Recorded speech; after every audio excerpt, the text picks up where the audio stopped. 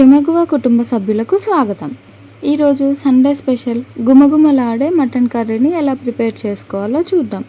ముందుగా 2 ఉల్లిపాయలు, 2 టమాటాలు, పచ్చిమిర్చి కట్ చేసుకొని కుక్కర్లో కొంచెం ఆయిల్ వేసుకొని అది వేడెక్కాక పచ్చిమిర్చి, షాజీరా, ఆనియన్స్ వేసుకొని మగ్గించుకోవాలి. అవి మగ్గాక టమాటాలు వేసుకొని మగ్గించుకొని ఇప్పుడు ఉప్పు, పసుపు, అల్లం వెల్లుల్లి పేస్ట్ వేసి కలుపుకోవాలి. ఈ గ్రీన్ కలర్ పౌడర్ ఏంటో తెలిస్తే రండి కమెంట్ బాక్స్లో మాట్లాడుకుందాం. ఇప్పుడు మటన్ వేసుకొని హై ఫ్లేమ్లో పెట్టి ఉడికించుకోవాలి. ఈ మటన్ ఉడికేటప్పుడు ఇలా నీరు ఊరుతూ ఉంటుంది. ఈ నీరంతా ఇంకిపోయేదాకా ఉడికించుకోవాలి.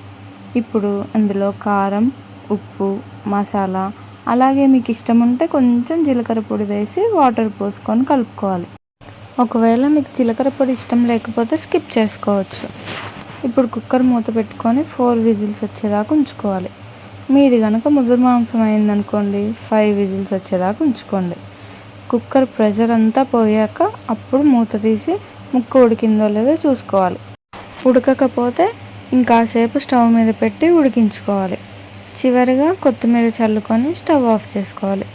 అంతే అండి, మన గుమగుమలాడే మటన్ కర్రీ రెడీ. తాలింపులో నేను వేసిన గ్రీన్ కలర్ పౌడర్ ఏంటో తెలుసా? మొరింగా పౌడర్ అండి.